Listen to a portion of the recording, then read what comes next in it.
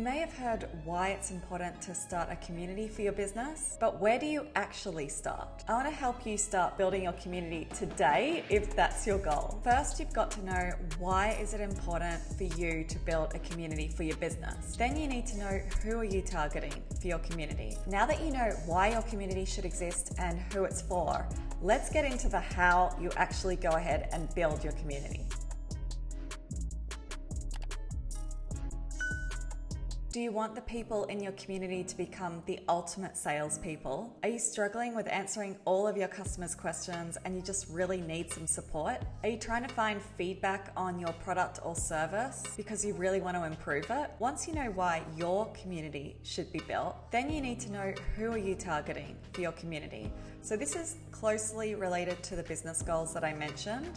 Typically for businesses, they're looking at their own customer base as the people that are forming their community. You could also be building community for your employees across the broader industry, or perhaps you're looking to collaborate cross-industry for an even bigger mission. Now that you know why your community should exist and who it's for, let's get into the how you actually go ahead and build your community. Let's get you building a community for your business that meets your business needs, that's for the right people, and helps those people in the community get what they need as well. Firstly, reach out to these people that you want to be in the community and have a conversation with them. Ask some questions to get to know them better. Let's say you sell cameras and you're thinking it would be a great idea to build a community around your customer base of other camera enthusiasts.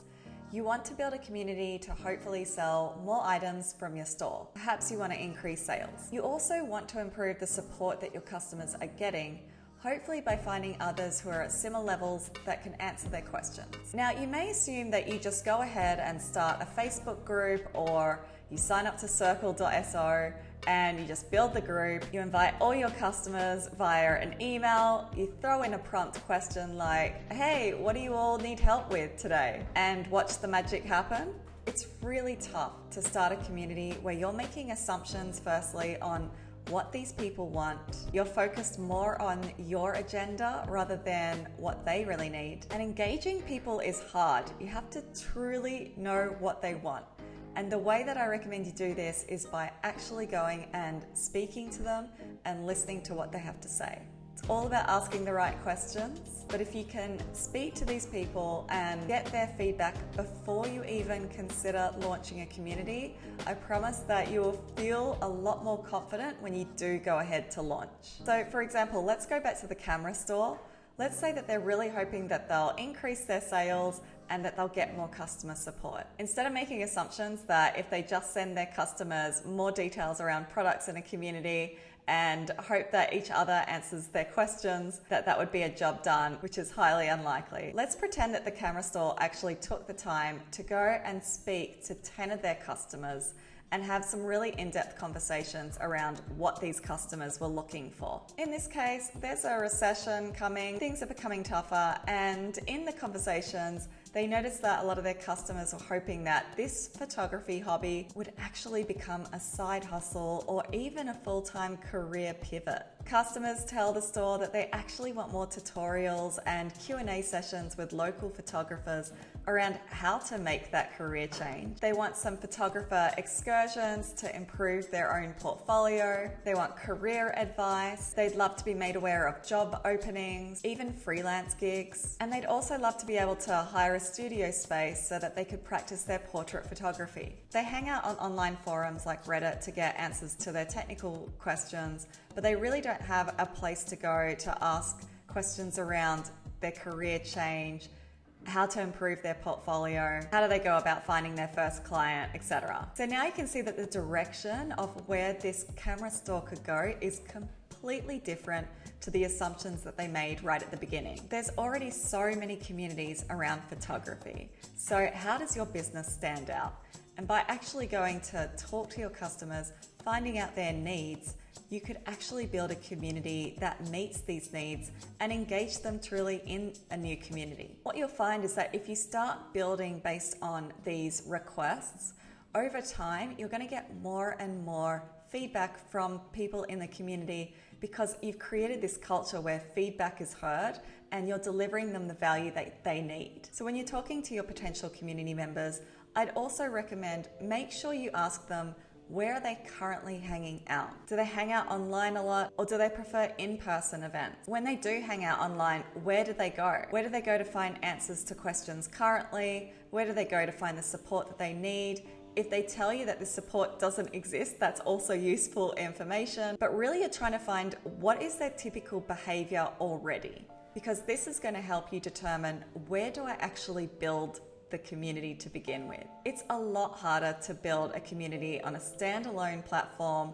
where you're really asking people to change their current daily behavior to go and visit a new website every single day. We all have our habits already in place. Maybe they're already using Facebook a lot, and even though you may think, oh gosh, I don't want to start a group on Facebook, if the majority of the people that you're trying to target in your community use Facebook on a daily basis, then you know that it's going to be a lot easier for them to check a Facebook group than it is for them to check a completely different website, to log in and be super active every day. That's not to say it's impossible, you can do it, but you're going to need to give them so much more value on a daily basis to change their behavior. It takes a lot of work, it can take bigger budgets to do this. So I always recommend to people, go with the path of least resistance when it comes to building community, because it's just going to make your life so much easier in the short term. Now, longer term, I'm not saying you have to keep your community on this one platform like Facebook groups, because if you have such an engaged community that you've built over a year or 2 years, and you've shown them and proven to them that you can deliver them the value, that they're getting exactly what they're looking for, they are going to be loyal to your community and they'll follow you. Of course, you may get a small percentage of people that drop off, but the key is, don't get so weighed down on the platform being perfect, because I guarantee that even in 3 to 4 years, things change all the time. It's more about go where the people are happy to go, to have the conversations, deliver the value, and move on. I want to give you a real life example of how I actually built a successful community using this process. So years ago, I interviewed some potential community members who said they use Facebook groups to find answers to questions, but they felt really disappointed with the quality of the answers that they were getting in these groups. There was definitely a preference with the client side to use Slack, but when we did this research, we did find that most of the community still used Facebook. Even though they weren't even getting the maximum value that they could, that's where they were hanging out. I saw this as an opportunity to start a new Facebook group, because that was where they were already hanging out. It meant the barriers to entry of them joining this new group would be low. Then I made it a priority of our new community to make sure that the quality of the answers in our new group was going to be super high. I got in experts from companies to help answer the questions. And if I couldn't get an answer within 24 hours, I was still responding to every single question, tagging that member in, saying we weren't able to get them a question straight away, but I was following up. They would be tagged as soon as we could get an answer to this question. And I made sure that 100% of the questions were answered. This was within a very short period of time. I did this for a couple of months, but in those months, I proved to the community that this group was all about delivering value, and it was filling in a gap that currently existed in the broader community. The value add to that group was so immense, and what happened was it actually encouraged other members to help answer each other's questions, because they were getting so much value being out of the group and they wanted to provide that value to others. I was receiving feedback from community members of that group that was their favorite community that they had ever joined. That's the benchmark that I want you to go for. I want you to create a community for your business that delivers so much value to the people in the community that they're telling you that this is the best community they've ever been in.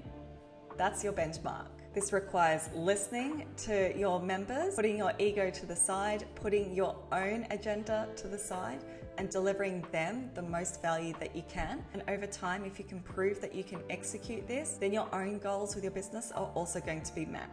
So I recommend interviewing at least 5 to 10 community members in depth. I would say 20 to 30 minutes each if you can. You're going to get so much insights from these conversations. I think assumptions is really, really dangerous for businesses to make when they're building community. Just go and actually talk to them and say, hey, we're looking at starting a community. How can we add the most value to you in this community? What would you be looking for if you were to join a community? What is it that other communities don't currently offer you that you wish they did? Where are you currently hanging out? These are some of the questions that I would be asking. So once you've gained your insights, you're going to have a better idea as to where they're hanging out, what platforms they're already using. It's going to help you make some key decisions around starting your community, like where do we actually launch this community? Now, if they hang out in platforms like Facebook and they're saying that they're using this on a very active basis, then it makes sense to really consider Facebook groups as the platform for you to go ahead and launch. Like I said, don't worry too much about the platform. Platforms are very, very rarely the reason why communities fail. You really should not be blaming the platform for low engagement. All you have to do is go to Reddit, see how engaged people are on Reddit, and know that that platform isn't anything special. It doesn't have tons and tons of bells and whistles, but people use it because the conversations that are taking place there are what's adding value to them, and that's what I want you to focus on. I should also note that platforms like Instagram are not considered community platforms. Platforms like Instagram are great for building an audience. That's where your business is making announcements, for instance. It's very much about communicating one way. It's not really a platform that encourages people to have conversations with each other. It's more about communicating directly with your business and vice versa. So with community platforms, you're really looking for platforms where you're creating two-way conversations between your business and your customers or whoever it is that you're building a community for, but also that the people in your community can communicate with each other. So examples of community platforms are Discord, Facebook groups, LinkedIn groups, Slack, online forums like Reddit, and you can also have standalone websites like circle.so, Mighty Networks. There's a whole ton of them. If you have any specific questions on platforms, just drop them in the comments below. Once you've decided on the platform, go ahead and create the name for the group, add some house rules. Now, house rules are really, really important. These are guidelines for your community members to know how they should be behaving in the group, what's important to happen in the group. It's really important to set the vibe and to manage expectations as to what's acceptable in the group and what isn't.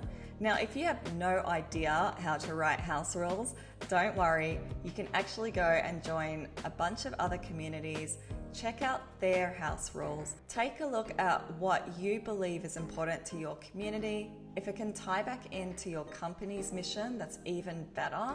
The most important aspect is to have rules. It's really creating a black and white world in what is otherwise grey areas. House rules are things like no bullying, no harassment, no spamming, no profanity, etc. So you've got to choose the rules that are important to you and your business. There's plenty of examples online of other communities and their rules, so I would highly recommend just going there and tailoring it for your needs. Now, you may also have to create channels. So if you have platforms like Slack or Discord, then you're probably wondering, okay, well, what are the channel names? How many channels should I have? What I would recommend is to keep things as simple as possible.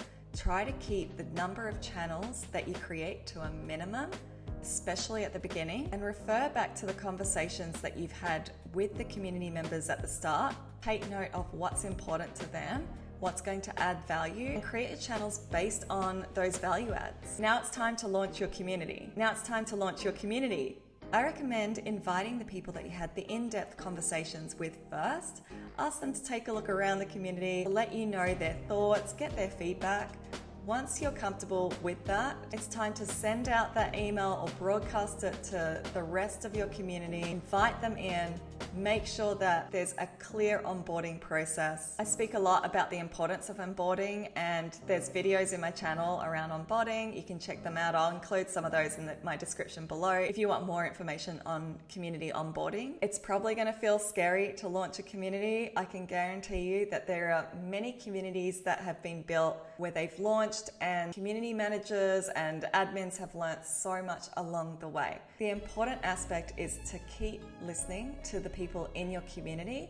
You can adapt, you can adjust, listen to their feedback, make them feel heard, constantly keep your members updated with any changes, have really open and transparent communication. That matters a lot in community. And if you want more information about this, then check out my video, 5 Key Lessons to Starting a Community for Your Business. There's some really great tips in there. If you have any further questions around building a community for your business, feel free to comment below, or you can connect with me directly. I'll leave my contact details in the description. Thanks for watching, and I'll see you in the next video.